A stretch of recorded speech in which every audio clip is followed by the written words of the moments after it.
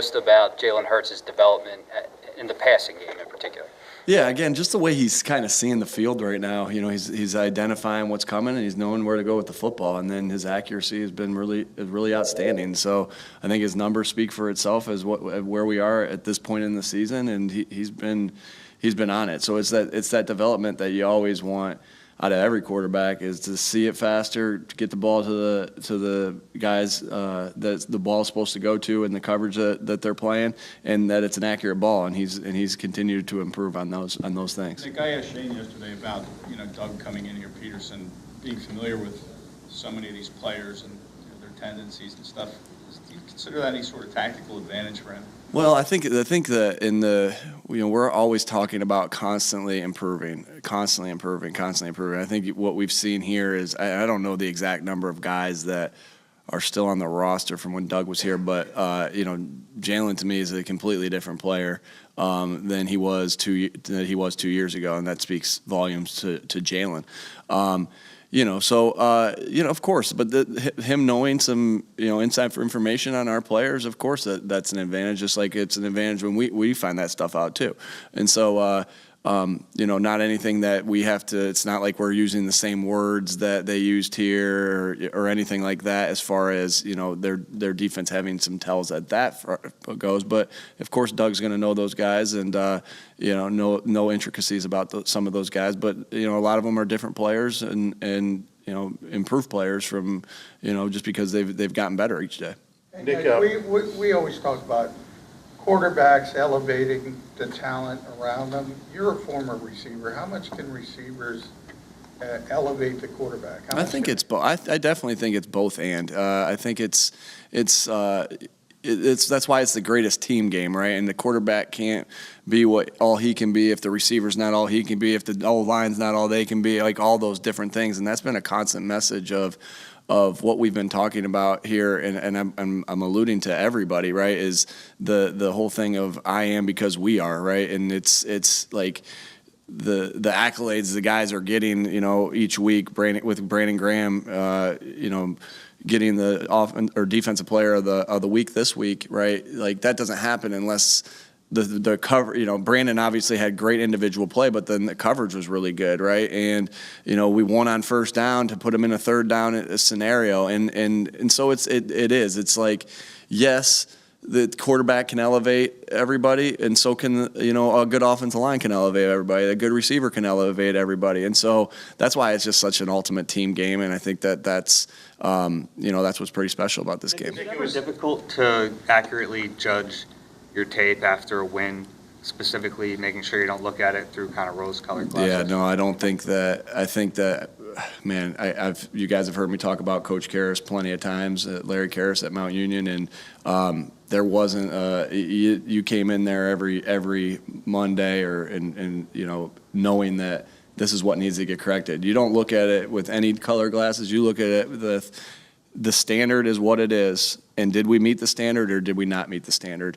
And first that conversation first happens, and if you live that world, then it doesn't matter what the results were. You're just working on how you get better from that. And so that standard is not just us as coaches saying that to the players. That standard is also us as coaches holding ourselves to that standard first. You can't go through the grind of saying we're going to get better every single day and not hold yourself to that standard on offense as coaches first.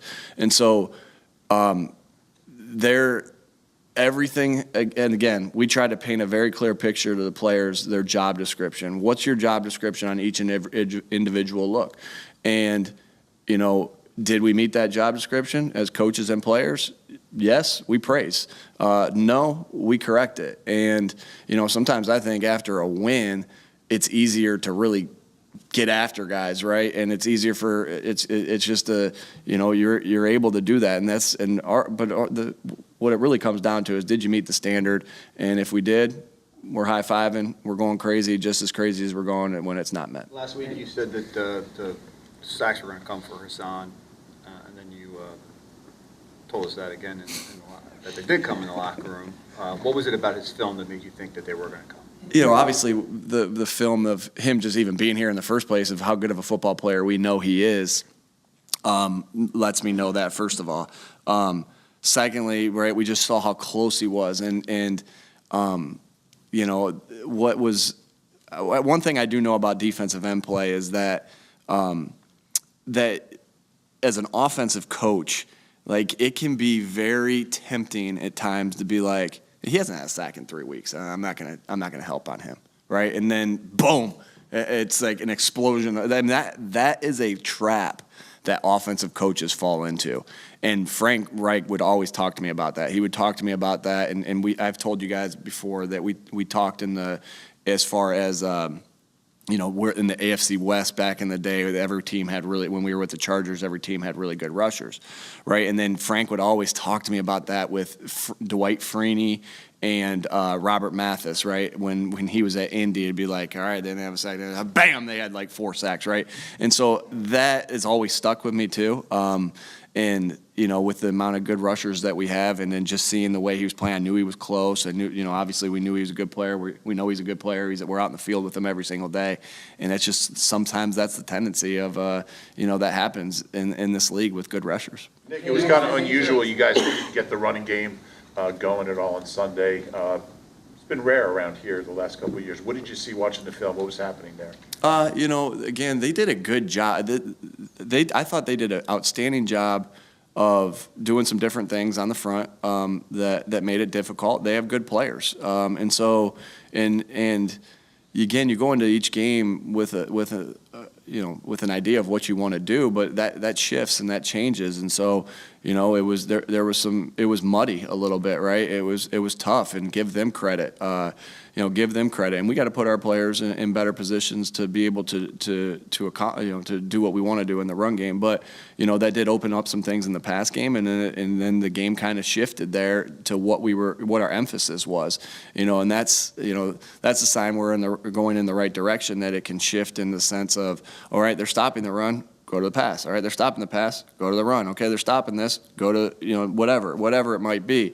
And so I thought that was just, you know, a good job by Shane and the offensive coaches of shifting the emphasis of what was working. And but as far as the run game, it was good credit to them, their defensive coaches, and their defensive playmakers. Nick, what have you done and said this week about the second half scoring thing? You know, like I said to you guys earlier, it was like we played pretty opposite of what we did in the game before, right? It felt like we took our foot off the gas a little bit, and in the Minnesota game, and that's me. That's nobody. That's not Shane. I'm not. You know, that's me. And then in the next game, it's sometimes it's a natural reaction to do the opposite of what you didn't think went well the last game. And so we were super aggressive. So you know, wise man avoids all extremes. You don't want to be extreme in anything you do. You don't want to take your foot completely off the gas. You don't want to go super aggressive to try to put the game away. You want to just continue to do what you did well, understanding that the defense is going to adjust. And so all the things that we've talked through all those things. We know we had to be better in the second half, and obviously that starts with coaching. It's the nature of coaching changes. It's the nature of coaching changes that most new coaches take over for guys who lose, and they try to change everything and whatnot. It was a different situation here.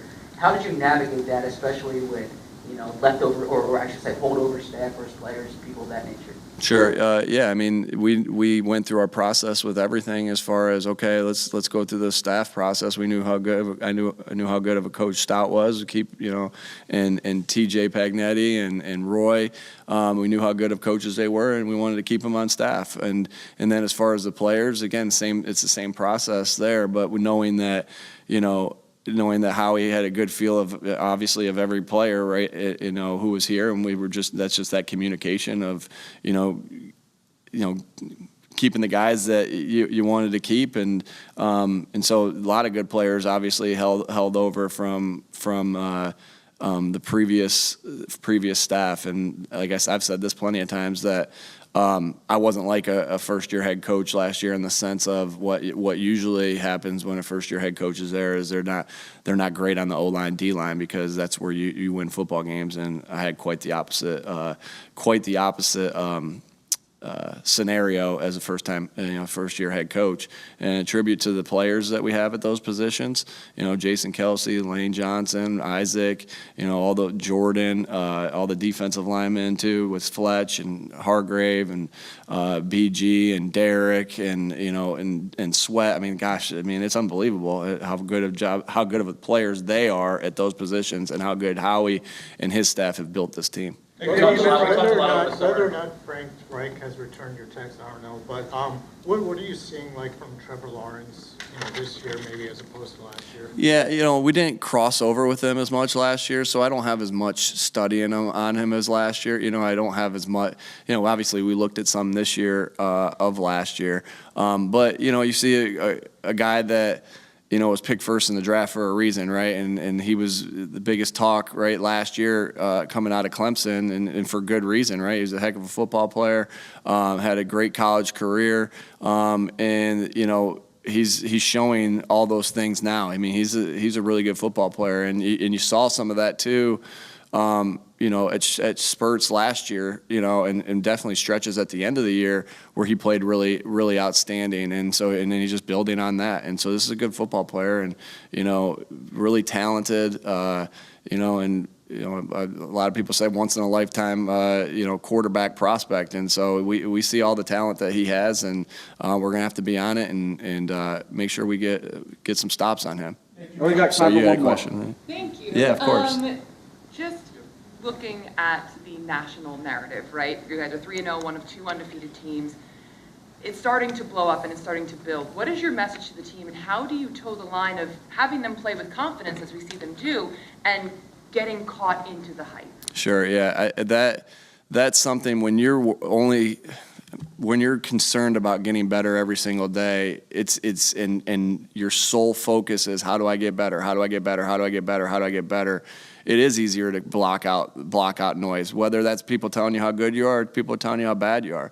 A clip that we showed today was of Tiger Woods and how when he was on the top, and this is what we showed in our team meeting today, when he was at the top of his game and playing as good a golf as anybody's ever played, ever, right? He was still obsessed with getting better, and he says that I'm obsessed with getting better. I'm obsessed with being, the best, and that's a guy that was playing the best golf of anybody ever, and what a great example for us, right? We can learn so many good things from what not to do and what to do. And today, last week it was a Kobe Bryant film, and this week it was a Tiger Woods film of just how am I going to improve my swing today, to make sure that I'm getting better, even though I'm playing pretty good right now. And I want them to know that I'm doing that. Like, there's things that happen in that game that I was not comfortable with. There's things that I'm obsessed with getting better at as the head coach, to make sure that we're prepared to play and the different things. So